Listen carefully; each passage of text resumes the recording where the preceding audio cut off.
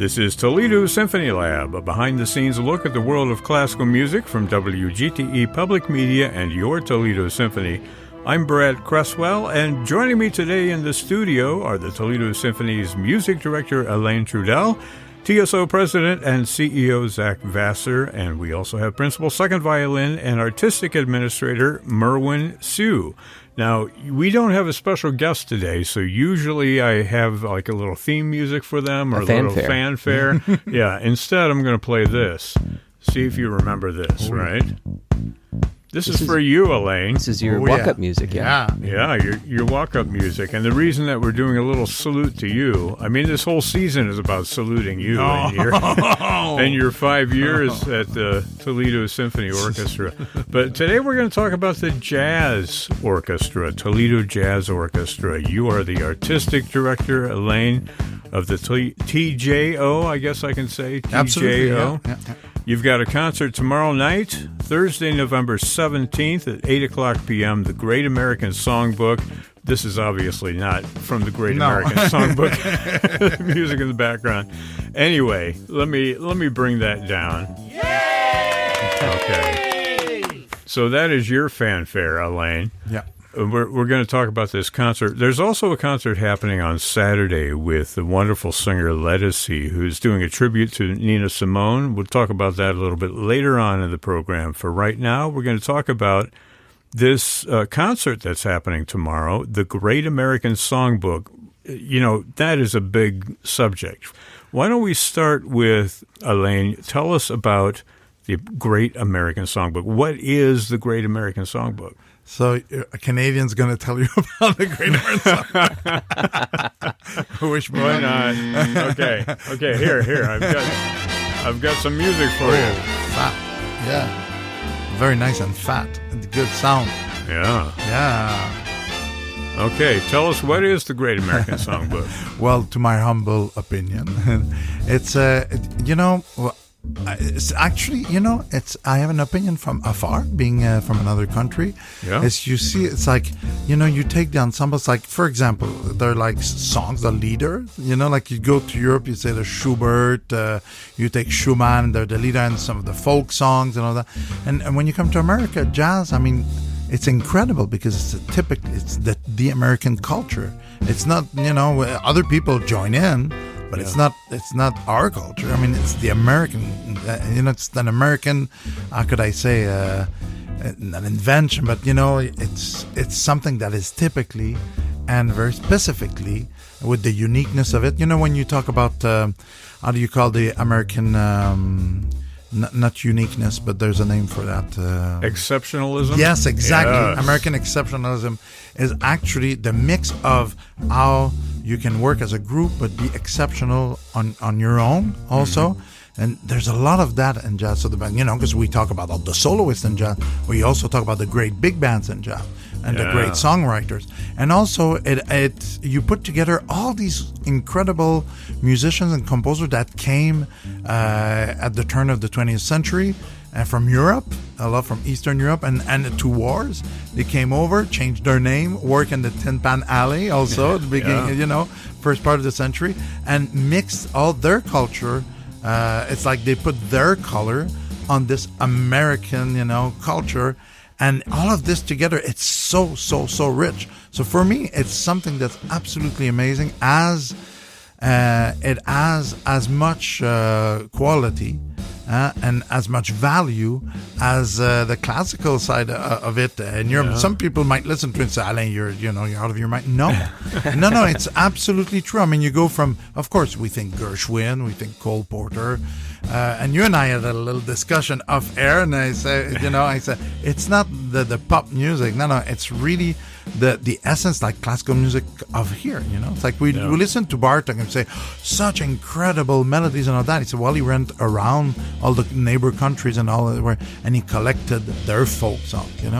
And this is an oral tradition. Like people know these American folk song, if you will.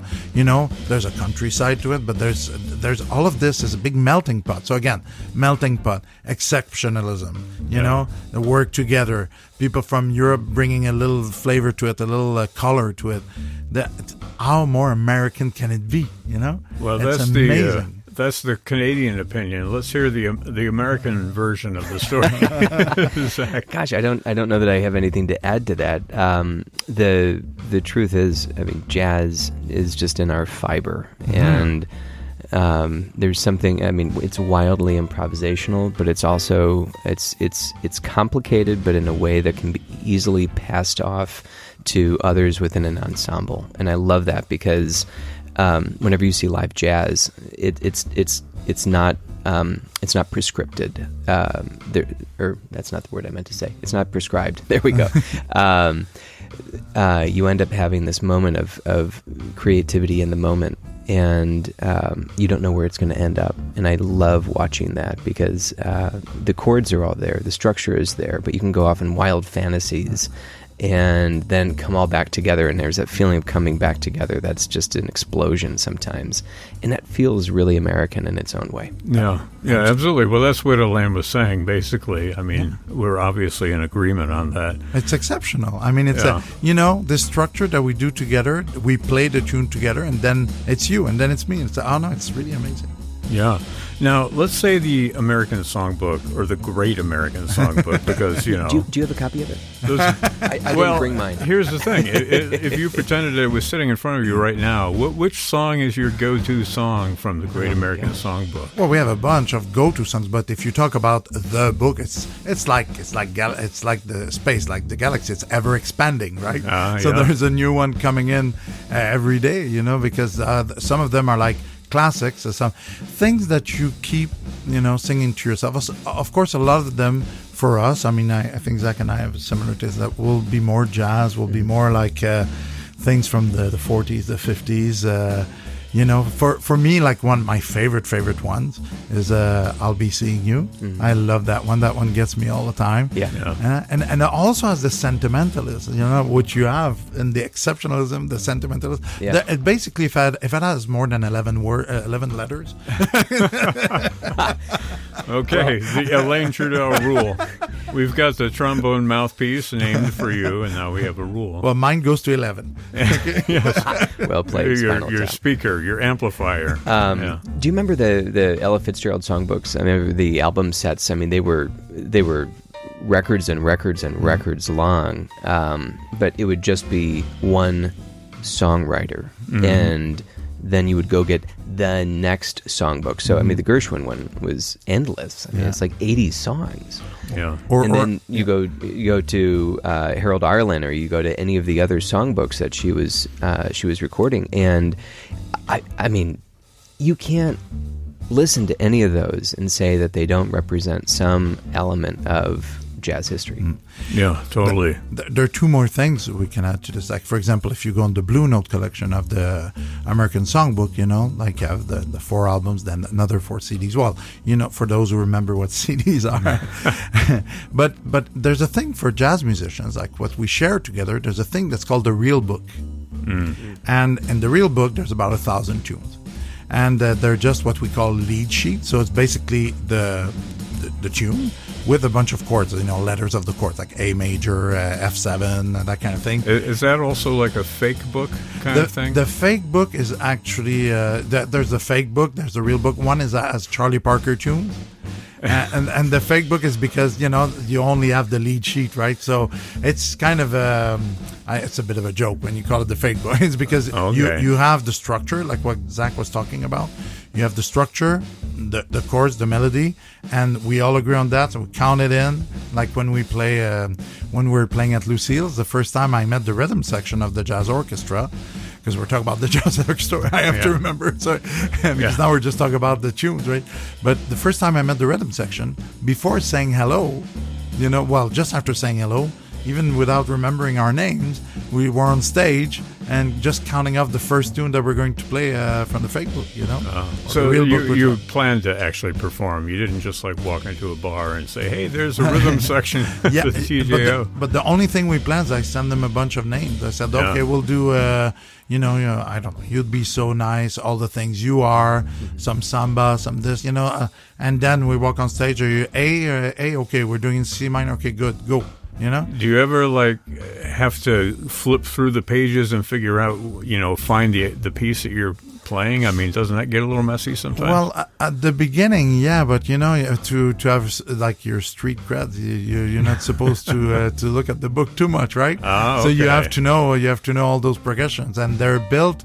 The skeleton of it is what we call like 2-1-5s, like second degree fifth, pum pum pum, but it's a way more complicated than that. But that's the basis of it, and that's what you study forever. So it's like when you study jazz, it's like you're studying history and composition and American history at the same time. That's what's so beautiful about it. Yeah. Well, I want to ask you about, your perspective, your 3 different perspectives here as a classical music aficionado, as a jazz, trombonist, and I forgot the third one. Well, we'll just say there's 2 things that we're going to talk about.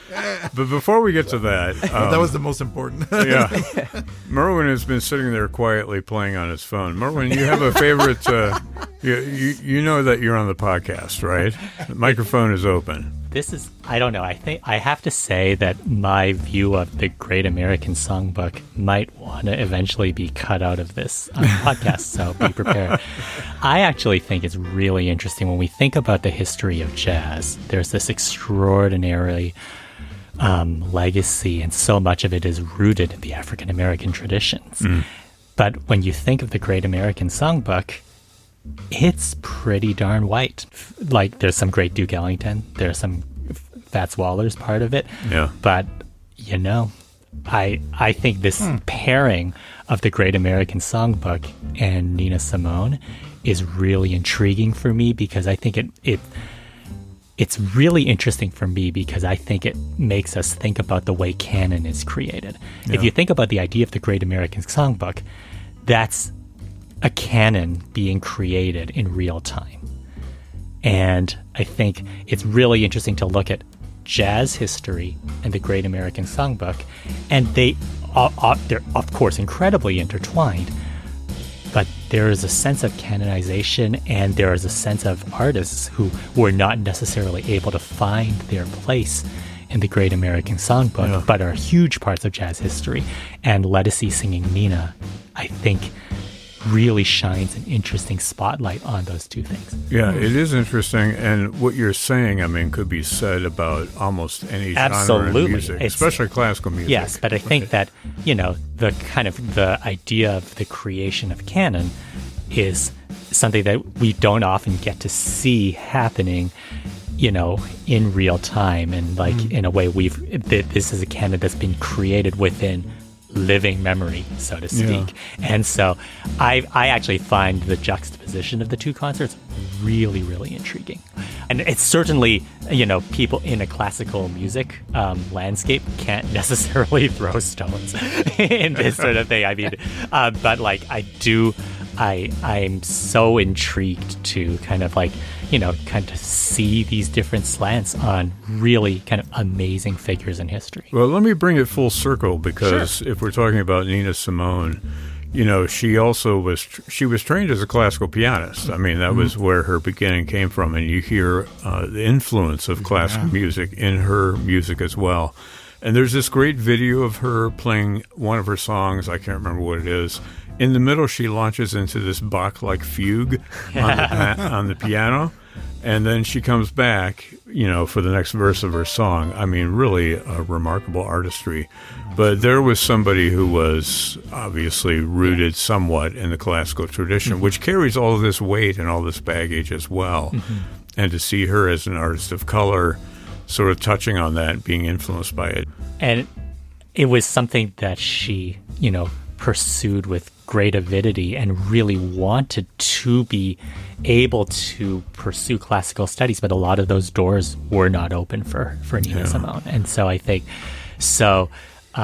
there's something that's very poignant about, I think, a hall that was kind of built kind of around the time that she would have been trying to kind of get in. I mean, let's face it, the Peristyle is a very classical hall. Yeah. It's rooted in classical architecture, and this was something that was Nina Simone extraordinarily well rooted and well studied in that tradition, but not fully accepted in that tradition.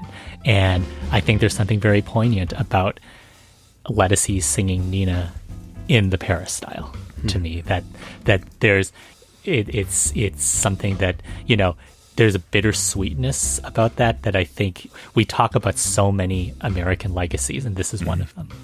Well, it's quite an onion that you've Absolutely. set before us to be peeled, and we're not going to peel that onion Yeah, because here. that'd be long. Well, no, I don't necessarily absolutely, and agree. I also felt, you know, like if we wanted to kind of take this 5-minute segment and not use it, I totally am comfortable with that. But There's no cutting in Symphony Lab. You know that. the we- last we- minute, Mike. We've said that before. It's not going to happen. Each time I listen to it, it's integral. It's exactly as we did it. but it's Sorry true about because I don't agree with you on that one. You know, because But I think there's a very different sense of jazz history and the Great American No, I Songbook. understand. If you think of the Great American Songbook. but a big part of it is like Yeah. it's very American also is the interpretation of the songs that By make it great- American Songbook, That's true. and that's like 80% African American that made all those songs. 85, you know, Yeah. you're just leaving a little bit of space for a few of my other singers, Yeah. but and the interpretation makes it that it becomes an American Songbook. I mean, and that kind of otherwise they would stay like, you know, if you take for example Body and Soul from the 23 from a musical, it stays there. It doesn't go anywhere if you don't have the body, the Billie Holiday and the other people singing that, Carmen McRae, and it doesn't become what we call American Songbook. So there's a lot. I mean, you know, there's not a lot of song from other musicals because they weren't reserved, reinterpreted in that sense. So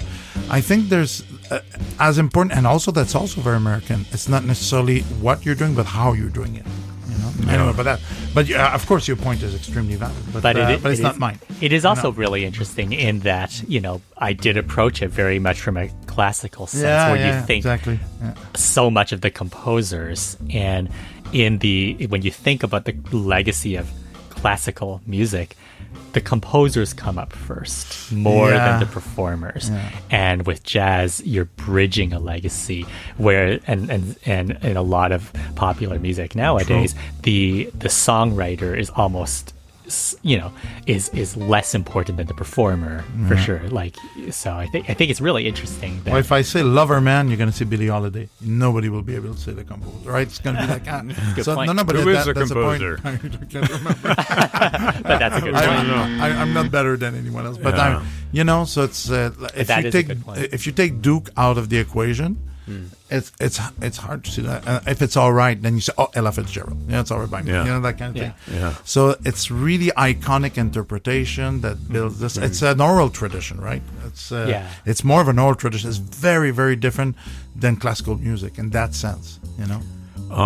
Well, let's not start an argument here. So Oh no, I think- I don't know. It was it's a really fine. good discussion. I know. Yeah, it's And good to have discussion. it's really interesting to notice those distinctions between like how traditions are created and how canons are created, and I think that's something that, as you know, organizations partner, like as the symphony partners with the jazz orchestra, as the symphony is allying with the ballet, the way that these different traditions come to be, those are the most interesting opportunities, but those are also the points of tension, and that's I think kind of like not acknowledging that is, you know, I think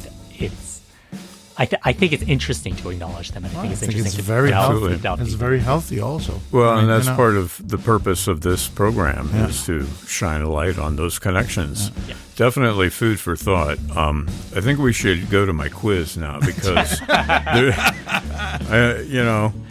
now that you've said all of that, Merwin, I'm looking over it for composers and musicians of color, and I found maybe 2 out of these, so heads up on the quiz. This is a gas quiz, Great American Songbook quiz. A couple weeks ago we had the BS quiz or whatever it was, and now we have the gas quiz. So I feel like Janet Amid would approve. yes, that is an inside joke for long-term listeners to Symphony Lab. I was the gassy giant, something like that. Yeah, and you were a genius, as I remember. Not at this quiz. Look how wrong she was on both. Yeah, and Zach, you had great job prospects. Remember, you were, and I think this was pre-Alain, so you weren't around. I think she was actually saying that I would meet Alain Trudel, and then he would then have great job prospects. I think that's how. Yeah, something like that. Anyway, I have some music. Okay, so there are 8 questions to this quiz. I'm going to give you options for answers. We're going to go all the way through it, through the 8 questions, through the options, and then we'll come back with the answers, okay? Question number 1. Who wrote the lyrics for White Christmas? Was it Ira Gershwin? Was it Oscar Hammerstein II? Or was it Irving Berlin? Number 2. Who said this person was the greatest songwriter who has ever lived? Now, that's a 2-part answer, so you say the person that said it and the person that it was about. Is it A, George Gershwin said it about Irving Berlin? Is it B, Irving Berlin said it about George Gershwin? Or is it C, George Gershwin said it about George Gershwin? Okay? Which on the following list have not recorded the song Luck Be a Lady? Is it Marlon Brando, Barbra Streisand, or Dee Snider? You know who Dee Snider is? From Twisted Sister? Okay. I know that wasn't, Great American Songbook genre, but it was pretty close. Heavy metal, right? Okay. Which, name this song and its original titles. So I'm going to give you 3 clues. It was first recorded in 1954 by Kay Ballard. It was a hit for Frank Sinatra in the 60s. That's, Zach, that's like the poor man's Mahler for you, right? Mentioning Sinatra. And finally, Sinatra's recording of it became closely associated with the Apollo 11 moon landing. Okay, so you have to come up with the actual name of that song. Okay, who is the most recorded jazz composer of all time? Would it be Thelonious Monk? Would it be Duke Ellington? Or would it be John Coltrane, the most recorded jazz composer of all time? As a performer or as a writer? Either. As a writer, composer, yeah. And then this George Gershwin song was named the most recorded song in history by the Guinness Book of World Records in 2017 with 67,591 covers since it was written in the 1930s. Is it... Oh, I have to give you the options, okay? Is it Summertime? Is it I Got Rhythm? Or is it Embraceable You? A, B, or C? And here's one that I skipped, so we may switch the time around when I come back. What TV show has not featured Luck Be a Lady in it? Would that be The Simpsons, Doctor Who, or The Flash? Which one has not featured Luck Be a Lady? Can you repeat the choices, please? Okay, the choices are The Simpsons, Doctor Who, and The Flash. Okay, thank you. Okay, and finally, our final question. Who was the earliest known jazz trombonist? Was it William Cornish? Was it Eddie Edwards? Or was it Buddy Bolden? A, B, or C? You're supposed to know this, Alain. No idea. I feel so much better.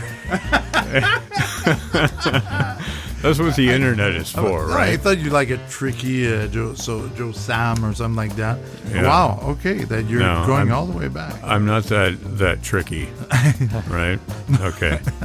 So let's go back to the beginning. Yep. Good quiz, Brad. Who wrote the lyrics for White Christmas? Well, we know who wrote the music, Irving Berlin, but Irving Berlin also wrote the words, as he did for most of his songs. Everybody get that? Yep. Zach, did you get it? Yeah. Got it. Yeah. Okay, who said this person was the greatest songwriter who has ever lived? Was it George Gershwin talking about Irving Berlin about George Gershwin, or George Gershwin about George Gershwin? A, B, or C? The answer is A. A. Got it. It's a Canadian answer. A. Well, that's why Alain got it. Yeah. George Gershwin said it about Irving Berlin. So, Alain, you were the only one that got that? Yeah. Hey, okay, you're in the lead. Which person on this list has not recorded the song Luck Be a Lady? Well, Marlon Brando recorded it because he was the original Guy Masterson. Then Barbra Streisand also recorded it. No, okay. Yeah, she did like a weird kind of calypso, bossa nova version of it.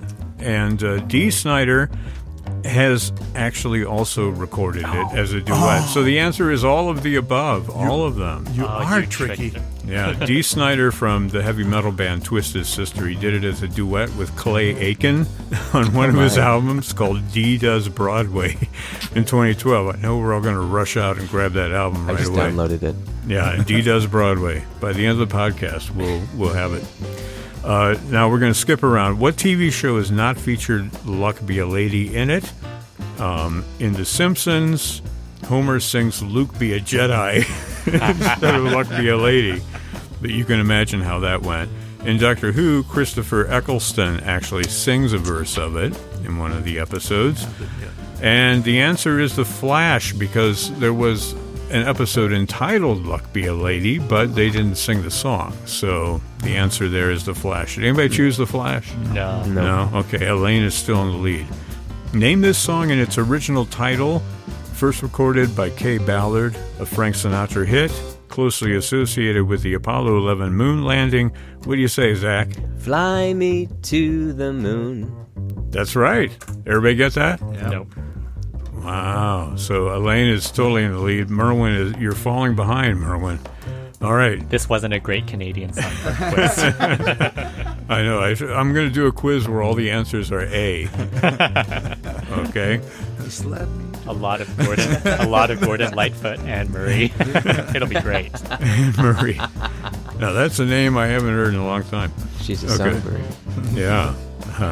Who is the most recorded jazz composer of all time? Thelonious Monk, Duke Ellington, or John Coltrane? What do you say, Alain? I forgot your name for a second. Sorry, I almost called you Merwin. What do you say, Alain?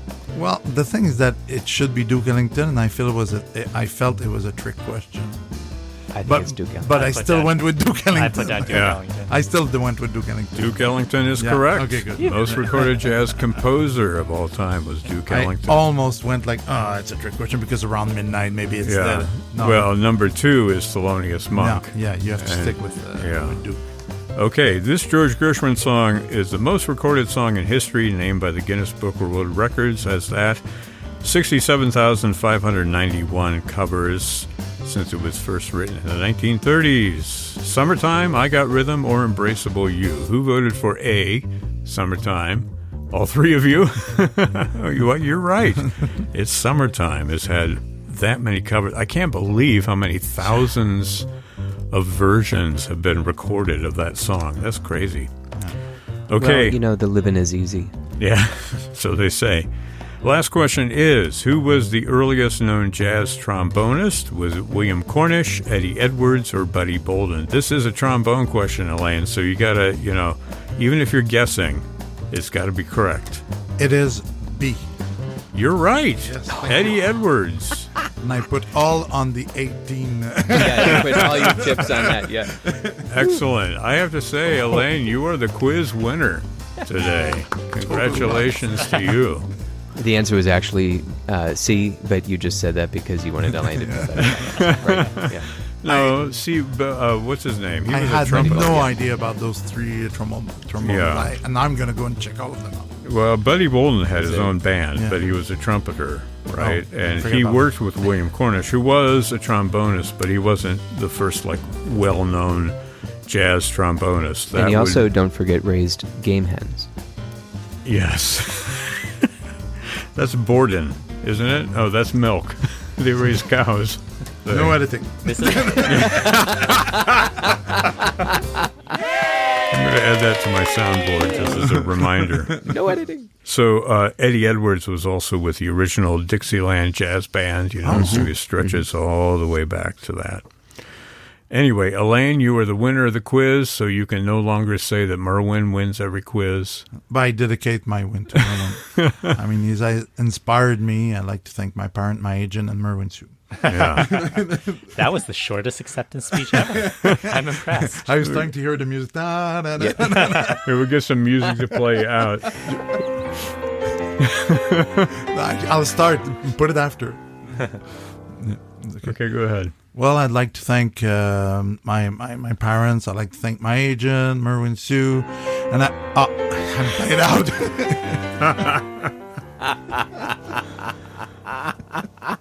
That's what happens on Toledo Symphony Lab. Let's go back and talk briefly about this concert tomorrow. Yeah. It's the Toledo Jazz Orchestra, and Alain, you are performing as well as directing the orchestra. You're the artistic director. Yeah. You're also putting on your trombone hat. You got a couple of singers coming in as well. That's another difference when you lead a jazz orchestra. You usually play as well. Not in all the numbers, but if you think Duke Ellington played, Count Basie played some. the but he could actually really play, right? It's just a thing that he did. But Maynard Ferguson, same thing. So very rarely they didn't play. So in that concert, actually, the American Songbook, we have two of our most wonderful singers here. We have Kim Buehler and Ramona Collins. So they're superstars in our community, but not just in our community. You think, Kim, she worked closely with Jon Hendricks. That's a legend. And and Ramona, of course, she was named 3 times the best in Toledo, singing with shows with Gladys Knight. And I mean, we're talking about major talents that everybody know. I don't need to talk too much about it, but they're wonderful. So they will each do a set and they will sing together as well. Wow. And the jazz orchestra will be playing some, because American Songbook, I also want to bring back some of our, the different versions, but of favorite tunes that we have also. We'll also be playing Stella by Starlight, Take the A Train, and, so that's part of the American Songbook, but they will be instrumental. So it's a great mix of things. And, this is an incredible jazz orchestra with an incredible history, right? 40 years. You have saxophone players like Steve Wood, Mark Len, and you have this, our lead trumpet, Mike Williams, it's a big deal, right? He was 30 years plus lead trumpet player for the Count Basie Big Band. Yeah. And he's kind of a who's who in the who's who of jazz. And I could keep go on, and name people like that. So for me, it's super exciting. And because my upbringing was jazz, my mother's a jazz singer, my father was a drummer. So it's like, I don't know, first love. Yeah, you've got a background there. And, the thought occurred to me while you were talking, Alain. Zach, when you were looking at Alain and the orchestra and Merwin and everybody was looking at Alain to be music director, did that play into it at all, his experience as a performer and his jazz experience? I would love to say yes. I don't think you even knew about it. I would say it was one of the happier discoveries when we started to get to know each other, is your jazz experience. And I'm going to paraphrase from the Canadian Brass Concert last February. The trombonist said that he was given a CD in his early career and said, listen to this, it's the finest classical trombonist you'll ever hear. And then later on, he was given a CD and said, listen to this, it's the finest jazz trombonist you'll ever hear. And only later did he realize that both CDs were Alain Trudel. Wow. All that stuff is script, right? No. The check's in the mail. Yeah. But no editing. Yeah. But I have to say, your love of classical music and jazz is so sincere on both sides. And I think we've all kind of suffered through classical musicians trying to play jazz and not doing it very well. But you are not among those people. I don't believe in crossover. I mean, it was very popular in the 80s and 90s. Yeah. The crossover, quote unquote artists, it's not a thing. I mean, some people, it's my personal view, right? But I don't believe it really exists. I think you have people. That's a whole discussion for another. I know another show. Yeah, I know. I'm gonna have the people disagree with me, but the thing is that if you can deeply rooted in different, you can be deeply rooted in different traditions. That's possible. You don't have to love only one thing, but you have to pay your dues in everything. If you're gonna do something, you have to pay your dues in it, and you have to. Really, sorry, that's really jazz talk. Pay your dues. It's like, be, how could I say, when you said sincere, I mean, that's how I feel about everything I do. Yeah. Well, the concert sounds like a lot of fun. This is the first concert with you as artistic director. First official concert. I've played with them before, and we also have every last Friday of the month at Lucille. I did the one in August. I'll be back with them, but we have a wonderful rhythm section. You have to come and hear them with a few of the trumpet or trombone, saxophone that are featured, so that you can hear members of the jazz orchestra every month. And of course, you can hear them in the Tapa series. And we have 5 concerts this year. One is a Duke Ellington tribute with all the charts, the music from Jazz at Lincoln Center Orchestra. So that's going to be like first class. And we also have the Art of Art later on the year. But if you want, we can come back and talk about that later. You know, Alain, you said a couple minutes ago how the TJO does small ensembles at Lucille's. Mm-hmm. And if anybody listening hasn't been to Lucille's, it's a wonderful space. Will Lucas has opened up Toll House. He and Angela have kind of come to this idea that Toledo needed a jazz club again. And if you think about some of the famous jazz clubs of Toledo's past, this is absolutely done in homage to Rusty's, to Murphy's. Even Jean Holden had her Cafe Cabaret in the 80s. Mm. It's a place where jazz lives again, and I'm really happy that we have this in Toledo, and it's just a beautiful space for performance. Great shout out to Lucille's. True. The Great American Songbook program is tomorrow, Thursday, November 17th, 8 o'clock p.m. This is happening at Lourdes University, so it's in the Franciscan Center where you've performed in the past. The Toledo Jazz Orchestra, Alain Trudel is there, Ramona Collins, Kim Bueller, and, of course, the Toledo Jazz Orchestra. People can get more information on that. Last-minute tickets available. They can call the box office at 419-246-8000 or check out that Toledo Jazz Orchestra series at toledosymphony.com.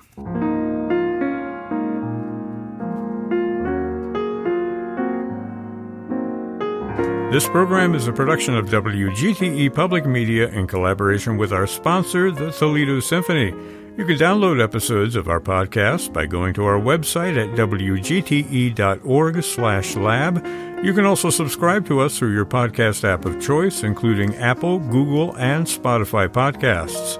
Don't forget to check out all the upcoming events at the Symphony by visiting their website at toledosymphony.com and their various social media outlets on Facebook, Instagram, and Twitter. You can find the TSO streaming platform online at stream.artstoledo.com. My thanks to Alain Trudel, Zach Vassar, and Merwin Sue.